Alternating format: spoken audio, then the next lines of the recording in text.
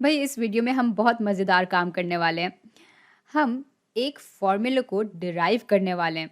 यानी हम देखेंगे कि एक दिलचस्प फ़ॉर्मूला जिसको हम बार-बार इस्तेमाल करते हैं स्टैटिस्टिक्स में, वो असल में बनता कैसे है और कहाँ से आता है। तो मिसाल के तौर पर यहाँ पर हमारे पास मुख्तलिफ़ नुक्ते हैं। एक नुक्ता ये है जिसका कोऑर्डिनेट है मिसाल के तौर पे x1 और y1। फिर फ़र्ज़ करें कि ये एक नुक्ता है, इसके कोऑर्डिनेट्स हैं x2 y2 और इसी तरह से हमारे पास तीसरा कोई नुक्ता है और फिर n कोई नुक्ता है। बहुत सारे नुक्ते हैं, तो ये आखिरी नुक्ता हमारा xn yn पे है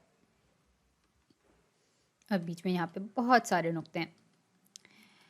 और फिर इन दोनों वेरिएबल्स, दोनों बेतरतीब मुतग़य्यर के ताल्लुक़ को दिखाने के लिए हमने यहाँ पर फ़र्ज़ करें कि एक रिग्रेशन लकीर बना ली है, जो कि कुछ इस तरह की दिखेगी। अच्छा, अब हम करना ये चाहते हैं कि नुक्तों का इस लकीर से जो स्क्वायर्ड फ़ासला है, हम उसको कम से कम रखना चाहते हैं। चलें इसके बारे में थोड़ी तफ़सील से बात करते हैं। तो मिसाल के तौर पर इस लकीर की इक्वेशन बराबर है y=mx जमा b के। और भाई इतना तो हम सब जानते हैं कि ये एक आम इक्वेशन है सीधी लकीर को दिखाने के लिए। इस इक्वेशन में m दिखा रहा होता है लकीर की ढलान को, जबकि b दिखा रहा होता है y इंटरसेप्ट को।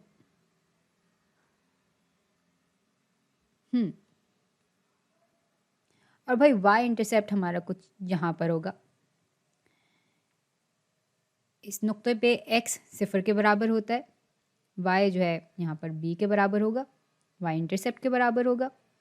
और इसको y इंटरसेप्ट इसीलिए कहते हैं क्योंकि इस नुक्ते से होकर लकीर y एक्सिस से गुजर रही होती है। अच्छा, अब ज़रा वापस इक्वेशन पर आते हैं। तो हम एक ऐसी सीधी लकीर की इक्वेशन बनाना चाह रहे हैं जिसका नुक्तों से स्क्वायर्ड फासला कम से कम हो। और भाई इस तरह की इक्वेशन बनाने के लिए हमें लकीर की ढलान की कदर और y इंटरसेप्ट की कदर मालूम होनी चाहिए।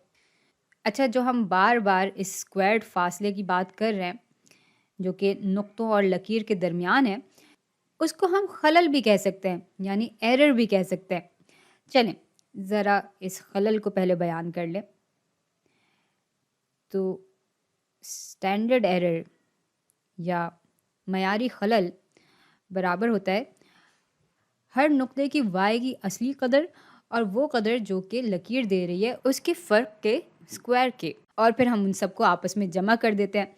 यूँ हमें स्टैंडर्ड एरर मिल जाता है। चलिए इस काम को ज़ाहिरी तौर पर करके भी देख लेते हैं। सबसे पहले इस नुक्ते के लिए खलल मालूम कर लेते हैं। तो खलल मालूम करने के लिए हम y की असल कदर से, जो कि यहाँ पर y 1 के बराबर है, उससे माइनस करेंगे हमारे y की मुतवक्का कदर को, और y की मुतवक्का कदर हमें इस इक्वेशन से मिलेगी। तो यहाँ पर y की मुतवक्का कदर बराबर होगी mx1 जमा b के, और फिर हम इसका स्क्वायर ले लेंगे। अच्छा, अब ऐसा करते हैं कि इस नुक्ते के लिए भी खलल मालूम कर लेते हैं।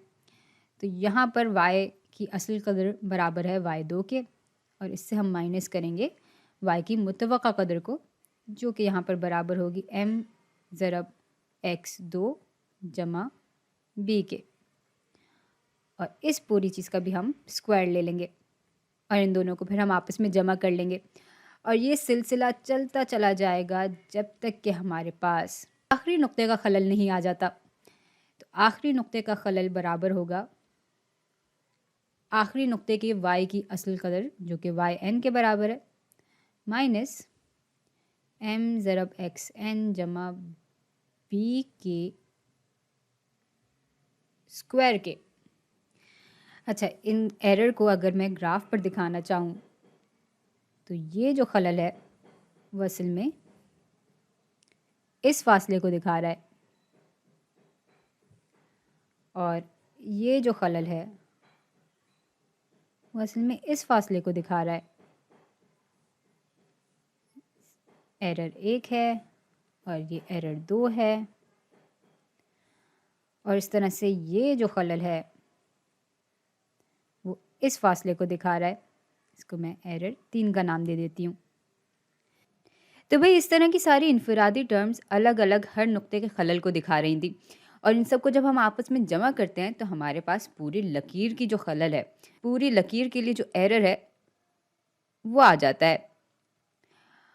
और अब अगली चंद वीडियोस में हम कोशिश करेंगे कि ढलान और वाई इंटरसेप्ट की ऐसी इकदार मालूम करें, यहाँ वाई नहीं, यहाँ पे डी लिख दूंगी, हाँ, इनकी कोई ऐसी इकदार मालूम करें जिससे हमें लकीर में जो खलल पैदा हो रहा है वो कम से कम मिले। तो हमारे पास कम से कम खलल आए। तो भाई इस वीडियो के लिए इतना ही। और मैं जानती हूँ कि मैंने बातें बड़ी बड़ी की थी, लेकिन अभी तक हमने कोई फॉर्मूला ड्राइव नहीं किया। लेकिन आप फिक्र ना करें, हम उन सब चीज़ों पर भी आहिस्ता आहिस्ता पहुँचेंगे अगली चंद वीडियोज़ में। भाई साफ सी बात है, मैं यहाँ पर लंबी तरीन वीडियोज़ नहीं बनाना चाह रही, तो इसलिए मैंने ढेर सारी बातों को छोटे छोटे हिस्सों में बांट दिया है। तो फिलहाल आप ऐसा करें कि इस वीडियो में जितनी हमने बातें की हैं उसको अपनी जहनों में बिठाएं, और मैं आपसे मिलती हूँ अगली वीडियो में।